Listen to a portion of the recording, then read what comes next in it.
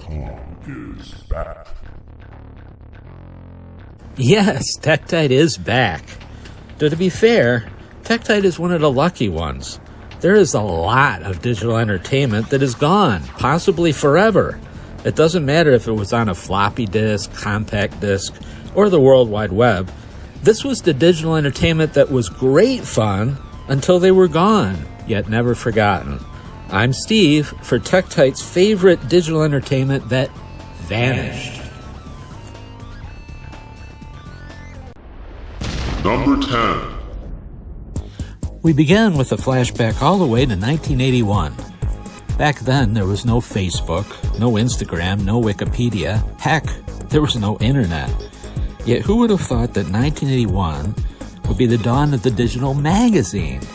Softdisk was a monthly floppy disk sent to your mailbox with articles, software, games, and even the occasional animated comic strip. Every issue or so, there'd be an animated cartoon of a lovable stick figure, Alfredo, who was stuck in your computer and got into all sorts of mischief. Softdisk is one of the happier tales on this list. There really was no downward spiral for Softdisk. It simply disappeared when floppy disks became a thing of the past. I even have a box of all my old Softdisks that I will never part with, which is a pretty good review of Softdisk in itself. Number 9. You hear two words to describe a game these days: Souls-like. For fans of Souls-like games, there's no bigger thrill than defeating the nearly impossible bad guy after 100 tries. And yet, for the first 99 times you do not defeat the bad guy, 3 words come to mind. I miss Game Shark. Just place Game Shark into your game console, type in the special code you'd find on their website, and voila! Unlimited lives, unlimited ammo, and more. Some would say, that's cheating. Even if that is true, after a very long day, sometimes you just want to sit down and play a game where the bad guys throw everything at you and nothing sticks, while you defeat a bad guy with one hit, like in the movies.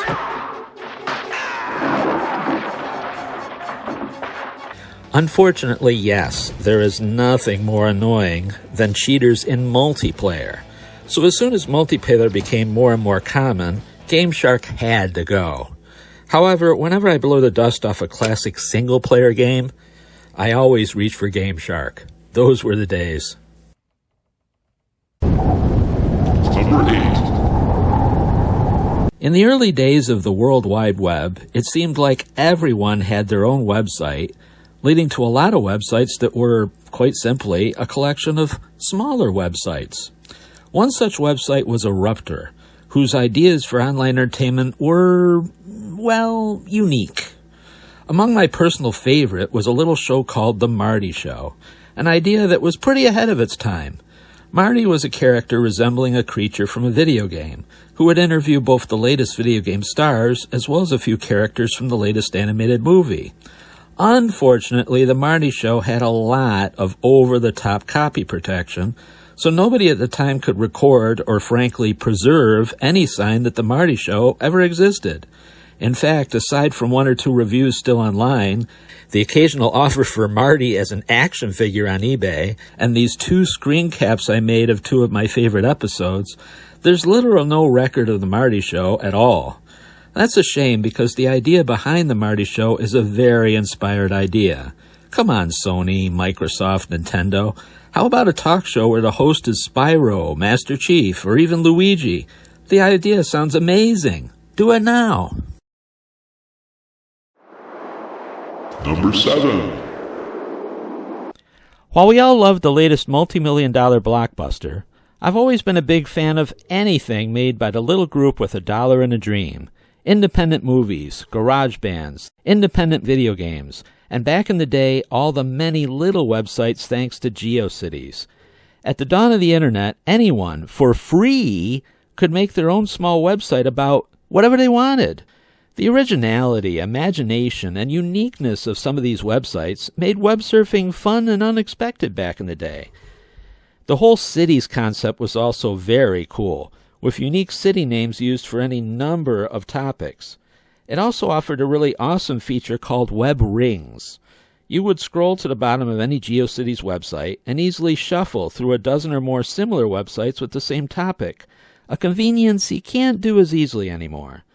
While the original GeoCities is long gone, a lot of the most memorable websites are still available thanks to a preservation project called the GeoCities Gallery. Who knows, if you had a GeoCities site back in the day, you might even see your site preserved there. Cool! It also offers younger web surfers a look at what web surfing used to look like. At the very least, someone needs to bring back web rings. I miss those. Number 6. Around the dawn of compact discs, someone apparently looked at their pile of soft discs and thought, hey, how about a magazine on CD-ROM?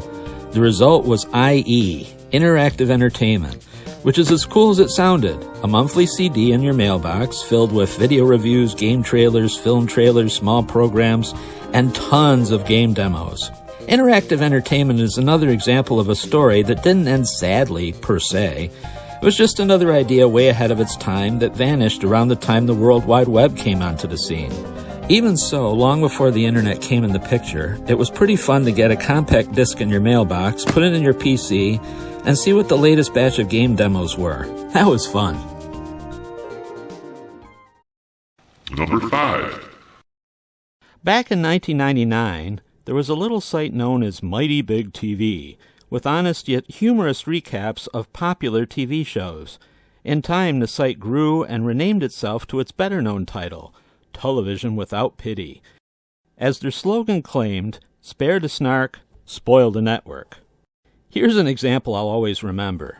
Remember Arst from the TV series Lost? Remember in the season 1 finale when he exploded? Nitroglycerin is extremely temperamental, so we... Yeah, pretty unforgettable. A moment Television Without Pity recapped this way. The Goonies managed to snag themselves some dynamite. Only Arse blows himself up. Yay! I can't believe I never pegged him as total red shirt material. I thought he was going to be part of Lost, The Next Generation, and now we can't tell Arse from a hole in the ground. Yeah, who can't help but love a website with recaps like that? It was enough to catch the attention of NBC Universal, who, under their Bravo label, threw a bag of money to the website and bought the site, lock, stock, and barrel. Some would say that was the beginning of the end of Television Without Pity, and they're not wrong. In the beginning, the site had a very short, easy-to-read list of do's and don'ts. Suddenly, rules were added. Lots of rules. List after list, folders, subfolders of rules, and rules. Rules I like to nickname the rules. Why? Well, most of these rules would lead to the common reaction. Don't say that to the new moderators, however, or they'll tell you rule number 1 of the new Television Without Pity. Say or a second time and your account will be banned. Oh, wow. Great grammar lesson, Mom.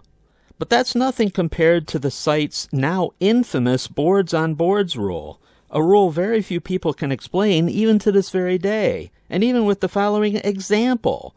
Wow, the comments here are very different from those at that other site. You all are so funny. Saying this compliment would get you guessed it, banned. So the new moderators did not want anyone to compliment the site? Well, mission accomplished. The site closed down for good back in 2014.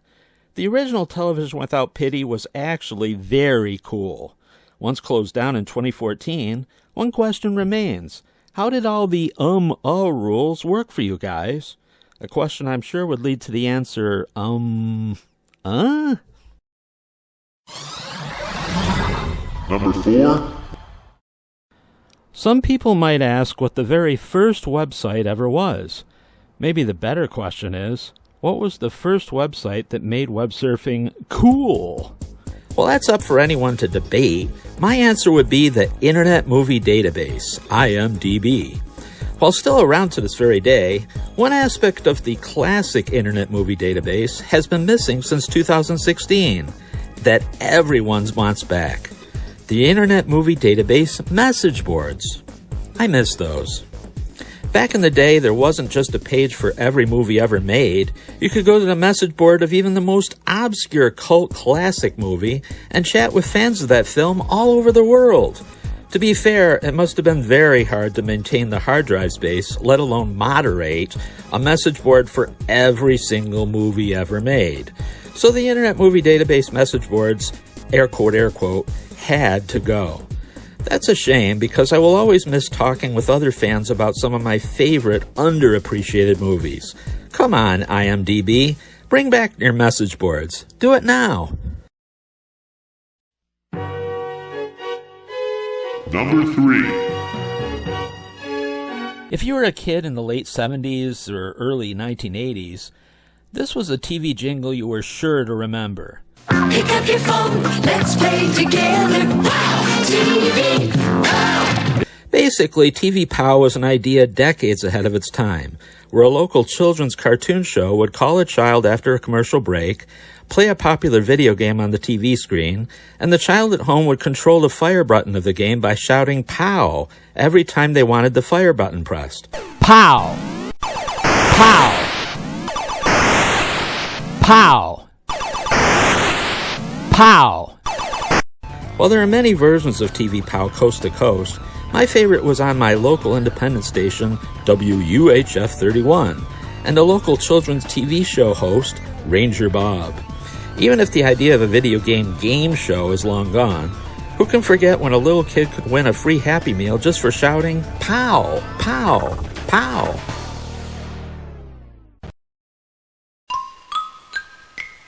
Number 2. Not long ago, if you wanted to know more about TV, you'd type in TV.com. Simple. I'll never forget TV.com's end-of-the-week summaries, called very bluntly, FTW versus WTF. I especially loved the style of their most popular episode recaps, with fake quotes of what fans of that character wanted them to say, or sometimes what they should have said. These days, TV.com is not only gone, nobody is even using the domain name. How does a commonplace domain like TV.com get deleted from the internet? Well, let's just say that happened. That's a shame because back in the day, TV.com was where all the best conversations about TV began and ended.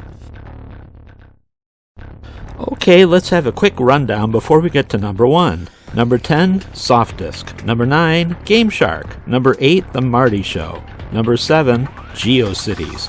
Number 6, IE, Interactive Entertainment. Number 5, Television Without Pity. Number 4, Internet Movie Database Message Boards. Number 3, Wow, TV POW. And number 2, TV.com. It's number 1. Some videos take a while to finalize. As soon as I first thought of this list, I am positive what will be number 1, G4 TV. Then they're back. Yay! Then, in less than 1 year, they're gone. Again. No! Okay, let's rewind a bit to the early millennium when fans loved the original G4. X-Play with Adam Sessler and Morgan Webb. Cheat with Kristen Holt. And who can forget Attack of the Show, hosted by Kevin Pereira and Olivia Munn. The number 1 spot on this list is for that G4, the original G4. To anyone who loved the original G4, you simply must Google search a very special G4 reunion special and see all the gang return together one last time. Should you then watch old clips of the new G4? Well, let's put it this way. It lasted for less than 1 year. Let's be clear. The original G4 was amazing. The channel deserves, and in many ways needs to return. Someday, somehow, someone needs to reboot G4 with the care and respect the original G4 deserves. Given how much of a crash and burn the first reboot was, a second reboot might take a few years more. Well, darn.